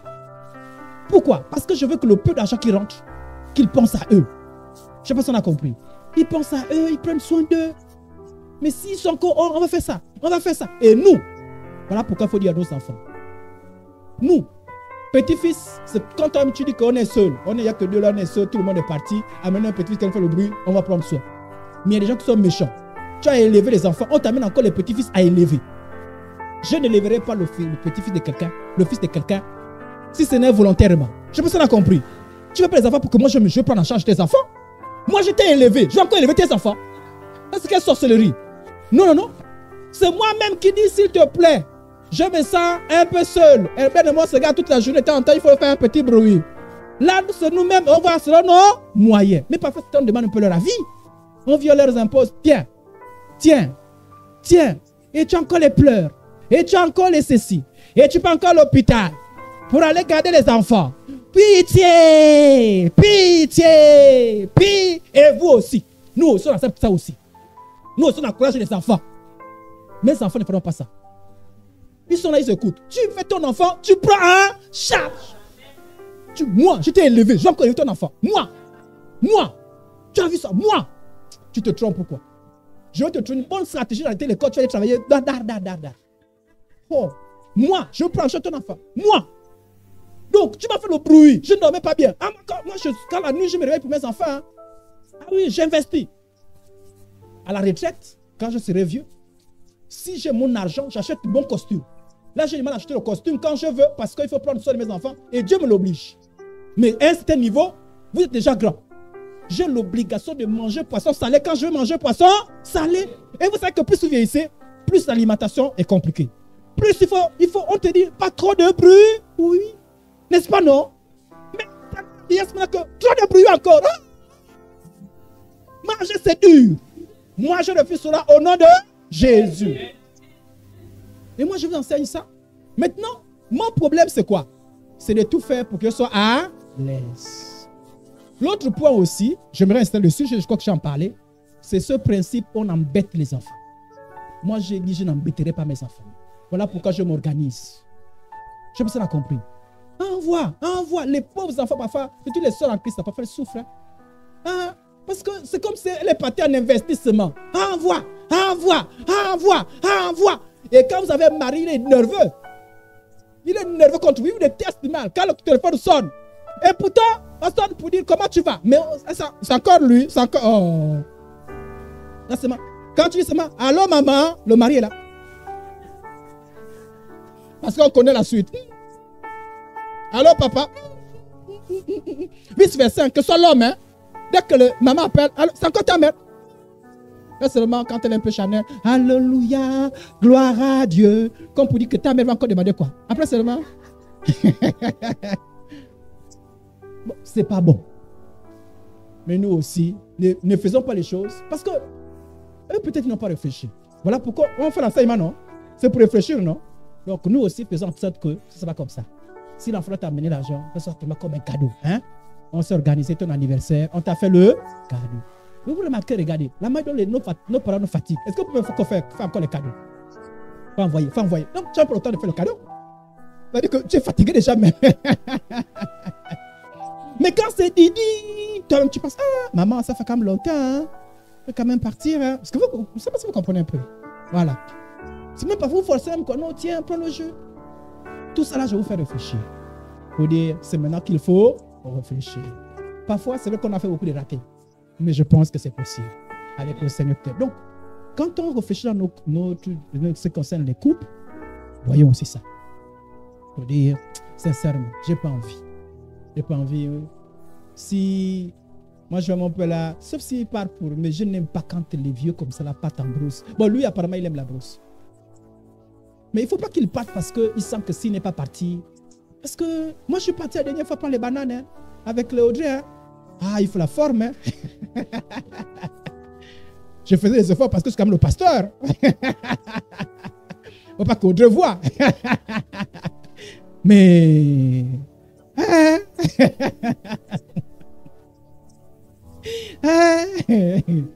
Ah, pasteur, il faut m'accompagner un jour, hein, tu verras. Amen. Donc, il faut éviter ça. Donc, alors, l'autre chose, dans les gestions d'argent, il y a l'argent de poche. On peut en parler encore un peu? Alors, il faut y penser. Et bien, moi, quand on a commencé, tellement on était trop dans des choses, il fallait, bon, c'est normal, hein, c'est au début, qu'on n'avait quasiment pas touché l'argent de poche. Parce que, vous allez penser à l'argent de poche comment? L'argent de poche, c'est quand, si le courant n'est même pas encore payé, vous allez penser à l'argent de poche. Ça, l'outil n'est pas juste. L'argent de poche, vous allez faire ça comment? Mais ça doit être un objectif quand vous avez des difficultés comme nous, on en a eu au début. Il faut construire ça, c'est important. Et quand vous faites l'argent de poche, je vous donne une sagesse dans l'argent de poche.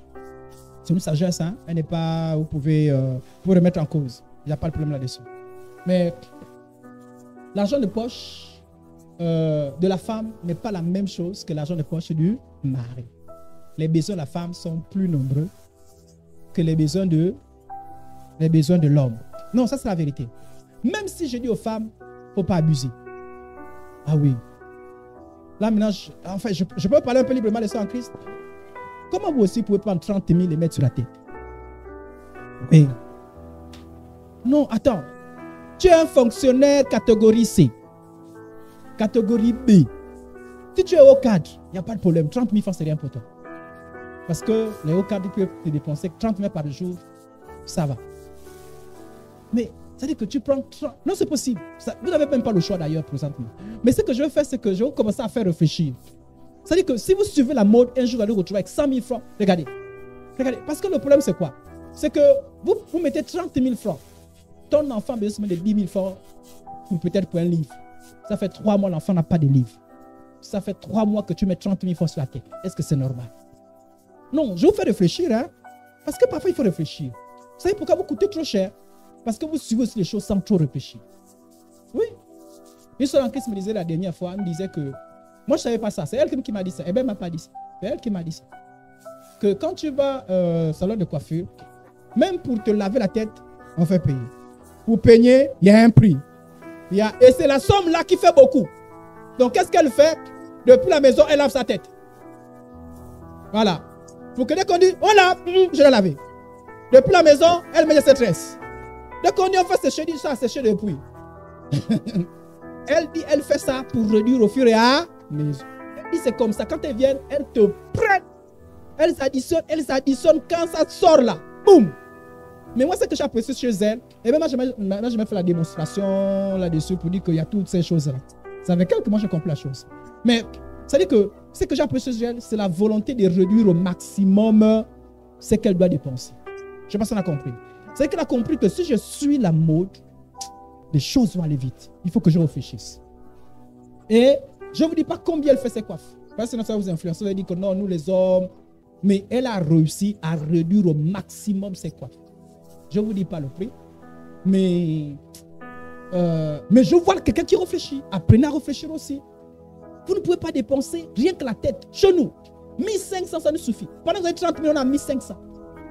Pourquoi je vous dis ça? Parce que même si... Non, je parle comme nous, on part au salon de coiffure 2 ou 3 fois. Donc si j'additionne un peu, ça fait 1500 dans le mois. Voilà.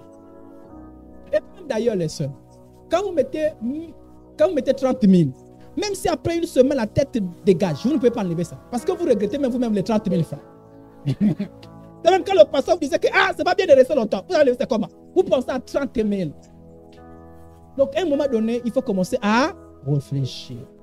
Sinon, même si on vous donnera, ça veut dire que votre argent de poche, tout va partir à l'intérieur. Parce que pourquoi on dit, vous avez, c'est vrai que vous avez beaucoup de besoins, mais attention, n'abusez pas. Ah, vous n'abusez pas? Bon, vous les sœurs, vous n'abusez pas trop. Mais les gens qui abusent, hein, il faut les ongles, il faut les cils, il faut ceci, il faut cela, il faut cela. C'est-à-dire que toi-même seulement, tu es capable de totaliser 200 000 fois sur toi. Tu es pareil. C'est-à-dire que tu es toi, tu es égal à toi, le nom n'a pas changé. Mais tu as 200 000 fois seulement sur toi. Et là, je l'ai dit une fois, les gens qui sont capables de faire ça, mais incapables de construire. Incapables de voir une épargne. Apprenez à réfléchir, les sœurs en Christ. Ne suivez pas le monde. Ne vous conformez pas au siècle présent. Il faut qu'on soit capable de dire la vérité. Je reviens sur mon sujet. Toutefois les frères, reconnaissons, même si les sœurs en Christ doivent réfléchir. Moi, ça me gêne quand c'est un frère qui vous parle. J'aimerais qu'une sœur, elle a le réveil spirituel. Elle dit que c'est les sœurs qui se sensibilisent. Parce que nous, quand on parle, on peut dire oui, on est trop chiche. Oh non, apprenez à réfléchir. Ça, c'est un truc de pauvreté. Je vous dis la vérité. Mettre tout seulement sur des choses qui passent comme ça. En tout cas, je vous mets la réflexion. Apprenez à réfléchir. Alors, mais toutefois, les frères en Christ, vous ne pouvez pas avoir si jamais, imaginez que vous avez prévu 20 000 francs, je prends un exemple, argent de poche, 20 000, d'accord? On ne peut pas dire 10 000, c'est faux. La femme n'a pas le même besoin que l'homme. Quand c'est comme ça, tu prends si vous divisez en 3, la femme prend 2 parts, toi tu prends 1 part. C'est la vérité. Et c'est comme ça. Elle n'a pas les mêmes besoins. Donc il faut comprendre. Et attendez. Écoutez, on est là. La femme a besoin pour se rendre présentable. Pour ses objets de beauté, ses bijoux, pour... Bon, les soeurs, il ne faut pas vous oublier ça. Porter sa vie spirituelle. Un livre, je ne sais pas, quelque chose, pour se faire plaisir, pour un titre personnel, etc. Mais l'homme aussi a besoin d'argent de poche aussi, parce qu'il y a des femmes qui et ça, c'est mauvais pour les soeurs en Christ aussi. Ah, je veux parler aussi. C'est-à-dire que tu as ton argent de poche. Tu bourres pour toi. Après, tu fais les calculs pour le lait dans l'argent de poche du mari. Il n'y a pas le lait, il n'y a plus l'argent. Mais tu avais ton argent la dernière. Mais c'est mon argent, tu as bien dit que c'est mon argent.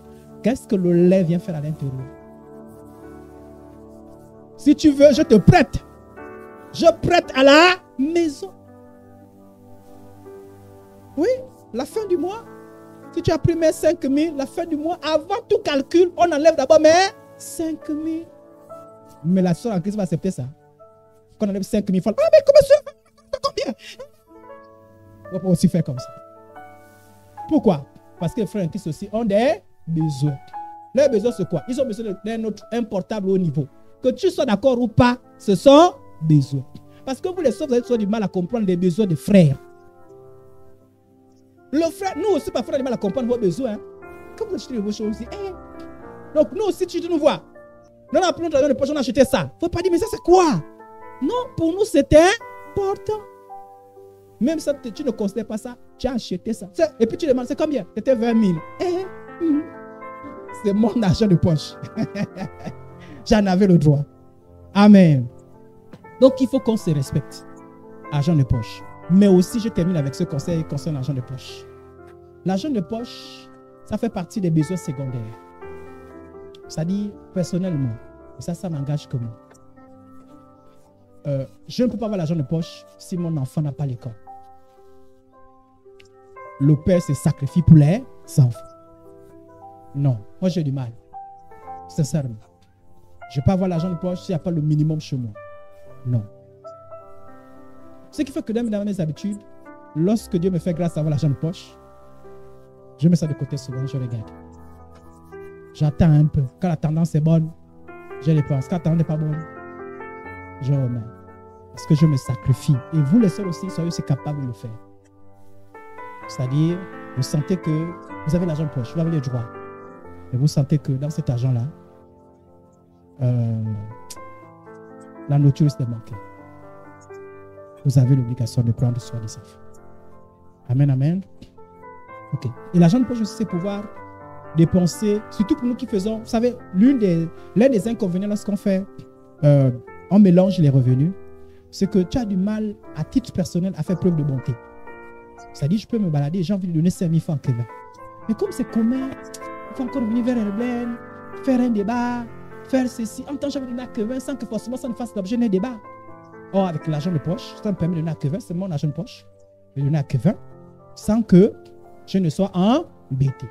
Et ça, tu peux donner à ta maman sans que monsieur ne soit au courant. Tu peux donner à ta maman sans que madame ne soit au. C'est ton argent de poche.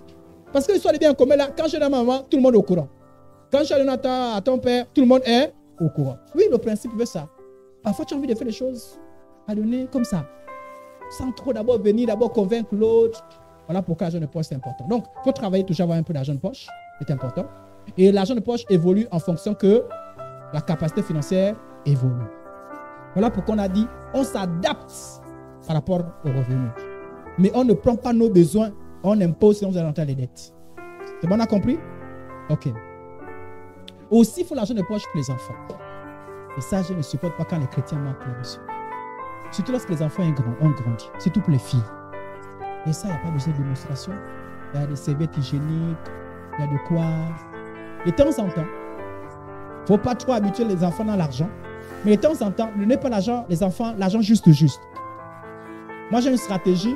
Mes enfants, ils pensent que moi, je ne vois pas ça. Je fais exprès de les permettre d'avoir un 100 francs en plus quand j'ai l'argent de taxi. Je sais qu'il faut des économies. Parfois, ils sont partis quand Manzella était encore là. Manzella les a amenés. J'ai envie d'arracher leur argent puisque ça fait. Mais je n'arrache pas. Parce que je dis, ça les permet d'avoir un peu de. Un 100 francs dans les poches. Parce que parfois, l'enfant a envie d'acheter quelque chose sans forcément dire aux parents que j'ai envie d'acheter quelque chose. J'ai envie d'acheter un gonflet. Même si ça ne dit rien pour toi, mais il a envie d'acheter un gonflet. Ce n'est pas un péché, mais il a envie d'acheter. Parce que toi, si on demande le gonflet, tu vas toujours réfléchir. Il a envie d'acheter son gonflet. Donc, de temps en temps, dépasser un peu, laisser les enfants avec les 100 francs, 50. Avec ça, il ne faut pas calculer aussi jusqu'à 50. Oui. Parce que parfois, vous savez l'histoire même de la fin là. Hein? Tu peux être à l'école, tu as bu le café, le matin, mais tu ne comprends pas à 10 h, tu trembles de faim. Mais si tu n'as même pas 50, tu fais comment? Donc, laissez les enfants avec des petits 50, des petits 100 francs. Faites exprès. Mes enfants, ils pensent que je ne les connais pas. Je sais qu'ils sont les petits 50 qui traînent, les petits 100 francs qui traînent. Je sais, je fais exprès. Je fais les calculs. Si je fais les calculs, je saurais, je pourrais donner juste.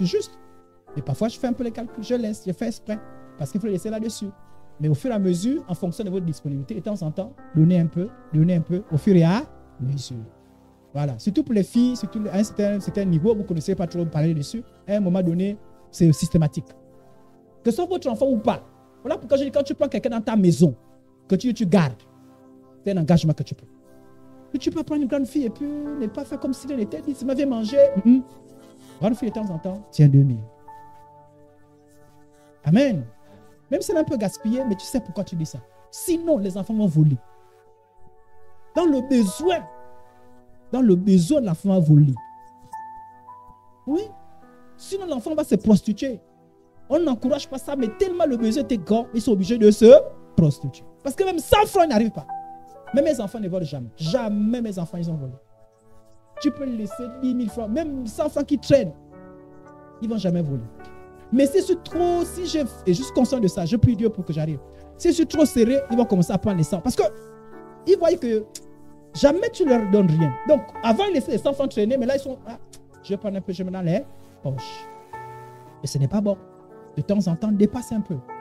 Ou bien, je t'ai amené 75, récupère, mets ça dans les poches. Sans les poches. De temps en temps. Amen, amen. Voilà, c'est important. Donc, pensez aussi un peu aux enfants. Je sais que c'est difficile. Et quand c'est compliqué, expliquez-leur. Moi, j'explique à mes enfants, je ne vais pas donner les jouets. J'ai dit, il n'y a pas de jouets. J'ai expliqué, j'ai dit, entre l'école, j'ai dit, faites le choix. Ils ont choisi. J'ai dit, non, regardez, on est vrai. Moi, je préfère que vous soyez éclairés, mais là, jouets, non, voyez pas ça. Ils ont essayé de comprendre. Amen. Ok. Donc, de temps en temps, expliquer, bon, tu as 2 pantalons, garde ça pour l'instant. Fais ceci. Mais de temps en temps, même 100 francs, donne 100 francs. Ça peut être trop dur, même 100 francs, tu ne donnes pas. Quand ils sont plus petits, mais dès qu'il faut, voyez, Moïse grandit, de temps en temps, quand même, tu peux dire quelque chose. Voilà. Quand il est avec les amis, il a l'impression que ses poches sont quand même... il fait ses petits calculs. Amen. Ok. Alors, je finis avec ce point. Le secret en matière d'argent dans les couples. Il arrive dans les couples que les conjoints entretiennent des secrets en matière de finances, c'est-à-dire que l'un des conjoints fait au moins l'une des choses suivantes. Distribue volontairement des entrées d'argent. Ça dit que tu as des entrées, hein, mais tu ne dis jamais que tu as des entrées. Détourne subtilement et discrètement l'argent du couple pour faire des choses personnelles. Épargne, projet, don. On va en discuter un peu. Pourquoi est le secret? On va en discuter. Pour l'instant, on pose d'abord le problème. Pourquoi est le secret? Soit il y a un manque d'harmonie dans la gestion des finances. Ça ne vous entendez pas. Donc, pour que l'autre fasse ces choses, ben, l'autre a tendance à cacher la vérité sur l'argent. On va en discuter un peu. Il y a aussi le secret pour faire une surprise au partenaire. Bon, ça, à mon avis, je pense, ça c'est, voilà pourquoi je en discute. À mon avis, c'est pas trop dangereux dessus parce que pour faire une surprise, surtout pour ceux qui font l'argent mélangé là, vous allez faire une surprise comment? Vous mélangez l'argent. Vous faites comment la surprise? Puisqu'on mélange l'argent, pour moi, elle est là, pour toi, elle est là, tu vas faire une surprise. Sauf si c'est avec l'argent de poche. Mais là, il faut être sage. Mais bon, dans la nourriture, j'ai pris un peu ça parce que j'ai envie de faire une surprise. Ça peut arriver, à mon avis. Parce qu'une surprise, c'est quoi? C'est quand tu as caché la chose, non? Et pas ça la surprise. On t'a d'abord caché ça, non? Mais dans une bonne intention. Sinon, ce n'est plus une surprise. Si je dis, Kevin, je vais t'acheter le cadeau. Après, il dit surprise. Oh, une surprise comment? Il n'y a plus de surprise. La surprise, c'est que tu ne t'entendais pas. Voilà. D'autres ont des secrets parce qu'ils n'ont pas confiance à la manière de gérer de l'autre. Ils disent, la manière dont l'autre gère là, je sens qu'il n'y a pas l'avenir. Donc, c'est obligé de un peu de cachotterie. L'autre voit que, avec lui là, il y en a d'autres qui le font et ça c'est dangereux d'ailleurs. Ça c'est très dangereux. Je fais un peu de petits commentaires, on va revenir un peu. Mais il y en a d'autres qui font des secrets parce qu'ils ont l'intention plus tard de te quitter. Oui. Il y a des chrétiens qui font ça. Et parfois c'est beaucoup les femmes. Elle construit une maison en cachette parce que dans ses calculs, elle va te quitter bientôt. Elle voit qu'on ne va pas terminer ensemble. Donc elle construit. Pendant qu'elle construit là, elle va te supporter bien. Mais quand tu sens que maintenant la maison est finie, la bonne te parle déjà, il n'y a plus de respect. Quand pour te dire, tu commences là, je te quitte. J'ai construit ma maison. Il y a des choses. Est-ce que c'est chrétien? Vous réfléchissez. Hein? Mais il y a des hommes qui le font aussi. Hein? Il y a des hommes qui le font aussi.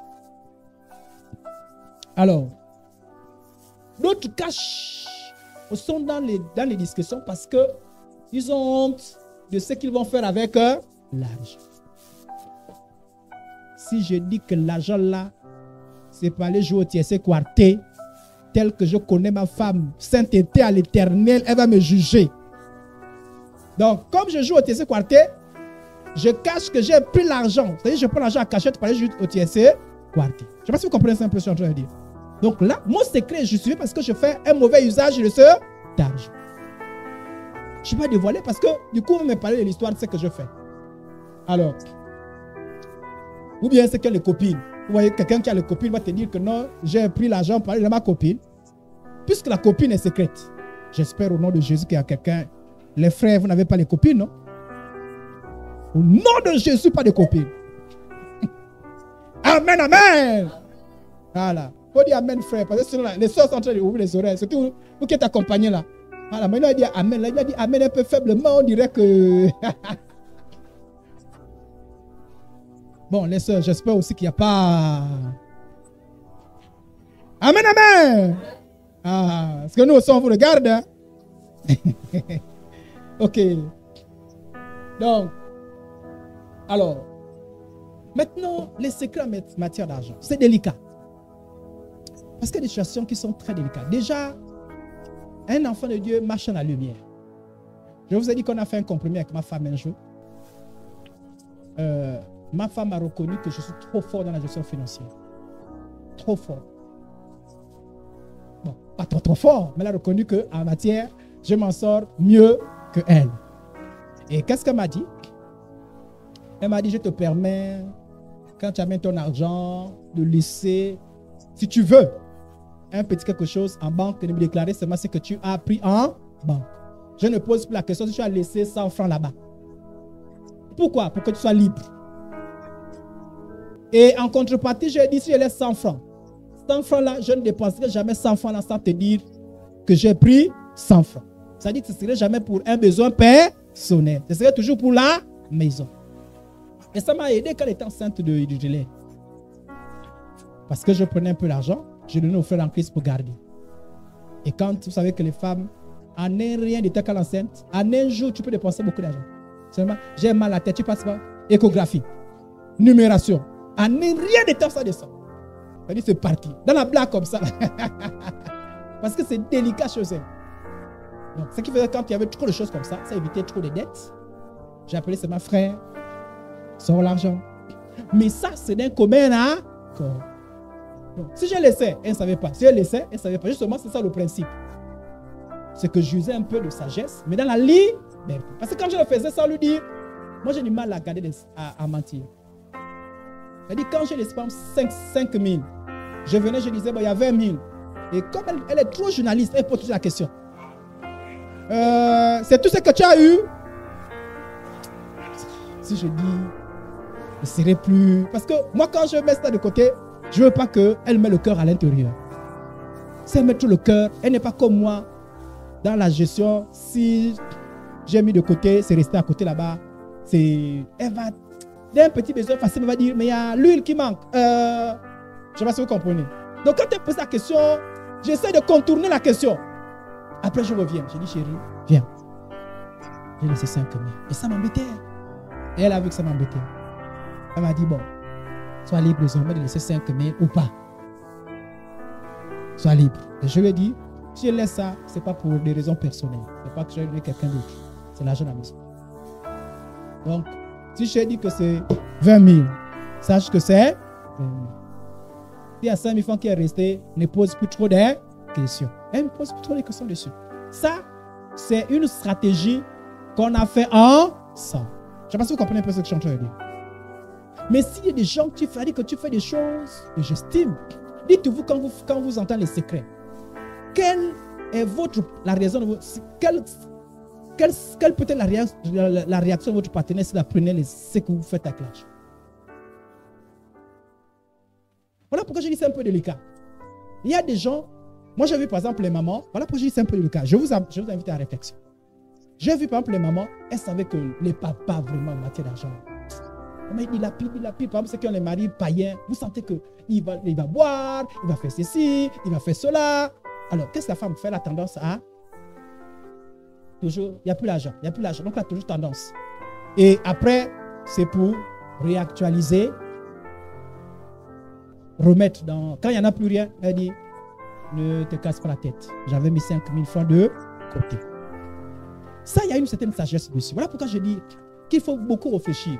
Moi, je ne peux pas, de là où je suis, condamner systématiquement cette tendance à être un peu plus retenue. Et parce que quand vous avez la retenue, vous avez tendance à ne pas exposer ça. Je ne sais pas si vous comprenez. Vous n'exposez pas ça pour que le cœur ne soit pas là-dessus.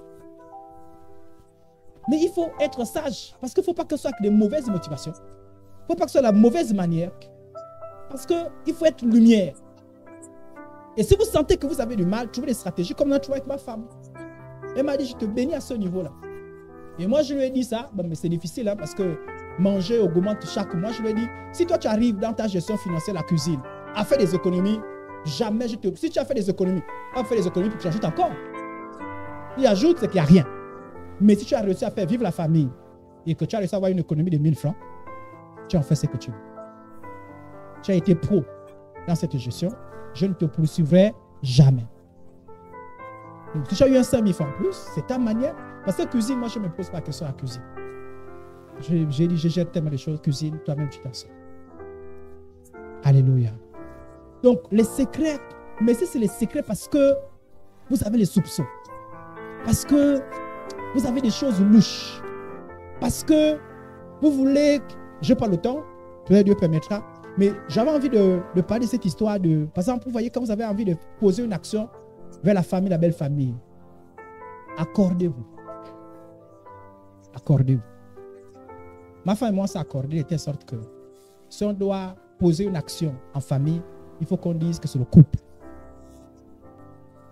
Faut pas que c'est... Sinon, les familles, ils vont dire, notre affaire est gentille. Mais sa femme-là, si c'est pas vice-versa. Et voilà pourquoi parfois vous voyez certains qui disent, pourtant Monica a donné beaucoup d'argent. On va dire, depuis quand moi j'ai touché l'argent de gestionnaire, mais Monica a donné l'argent parce que c'est l'argent de qui? C'est l'argent de gestionnaire. Parce qu'il n'y a pas l'argent de Monica. L'argent de Monica, c'est l'argent de gestionnaire. Donc si Monica a donné, c'est l'argent de gestionnaire. Mais pourquoi on a dit qu'on a pris l'argent? Pourquoi on a pensé que le gestionnaire ne dit rien? Parce que Monica va donner, Monica fait comme si c'était son argent propre. Monica ne dit pas le couple qui vous a... Nous, on a décidé de vous donner ça. Monica ne dit pas ça. Du coup, on voit que Monica est malade. On critique gestionnaire et pourtant ça avec la bénédiction de gestionnaire. Il voulait acheter son portable. Il a dit, bon, maman a un besoin, on va donner. Et Monica part, elle fait comme si c'était pour elle-même seule. Tiens. Même quand c'est pour ta seule, toi, tu dois valoriser ton mari. Le mari doit valoriser la femme. Même si c'est mon argent seul. Tenez. On a pensé à vous. On a pensé à vous. C'est pas j'ai pensé à vous. Oui. Parfois, les parents qui disent, mais toi, tu es obligé de dire à ta femme, oui, c'est ma femme. Tu es bien à toi, oui, c'est mon mari. Et vous voulez le faire ensemble. Mais si pour aider les parents, et maintenant, au problème là de cela, ce qui se pose, le problème se pose. Je suis dans les conseils parce que je n'ai plus le temps de faire l'enseignement. Le problème qui se pose, c'est qu'il y en a d'autres qui sont des concurrences bêtes. Et ça, quand vous êtes chrétien, pour moi, vous avez un problème de conversion. On a donné à ta mère, il faut qu'on donne à ta mère, il faut qu'on donne à ta mère. On ne fait pas comme ça. C'est en termes de besoin. Si pendant toute une année, il n'y a que ta mère qui a des besoins, on aide ta mère. Parce qu'on aide pourquoi? Parce qu'il est dans leur besoin. L'autre n'a pas besoin. Mais aussi, il y a aussi des gens qui aiment qu'on aide seulement, mais quand on dit, dès qu'on dit on aide l'autre, c'est le problème. Ton chien mauvais cœur. Ah, c'est la sorcellerie.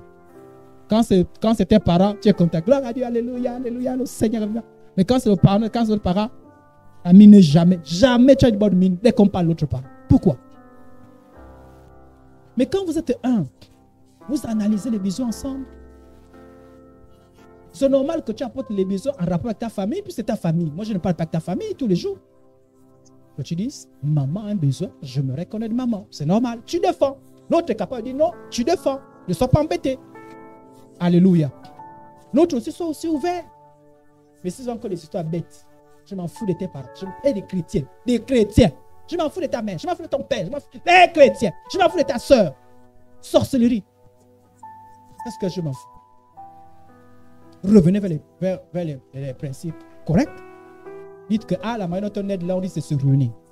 Essayons, même si on a des besoins, essayons de voir les choses. Vous le dites avec un bon cœur. Alléluia. Tout ceci pour vous dire, en définitive, on ne peut pas toujours terminer les termes, c'est que, vous savez, je dis toujours à ma femme, et je vous le dis aussi, quand je mourrai, je n'apporterai pas l'argent. Je n'apporterai pas l'argent, ni ce que l'argent a pu, je n'apporterai pas les moyens et toutes ces choses. Donc, ne soyez pas méchants avec l'argent. Ne vous bagarrez pas à cause de l'argent. Ne vous torturez pas à cause de l'argent. L'argent, c'est seulement pour vous permettre de vivre. Ne divorcez pas à cause de l'argent. Ne vous détestez pas à cause de l'argent. Ne vous haïssez pas à cause de l'argent. Ne vous méprisez pas à cause de l'argent. Ne dis pas je reste pour mon mari parce que l'argent, non, que l'argent ne t'amène pas dans leur cœur. Donc, apprenons. Soyons sages. Amen. Soyons des saints. En couple. Je pense à ceux qui ont les conjoints non chrétiens. C'est difficile. Mais essayez de faire des efforts. Soyez chrétiens. Amen. Que lorsque Jésus vous regarde, Jésus dise, vraiment tu es transformé. Amen, amen. Donc, n'ayez pas de bagarres. Il ne peut pas avoir des incompréhensions. Priez Dieu pour que Dieu vous aide. Amen. Baissons la tête et rendons gloire au Seigneur.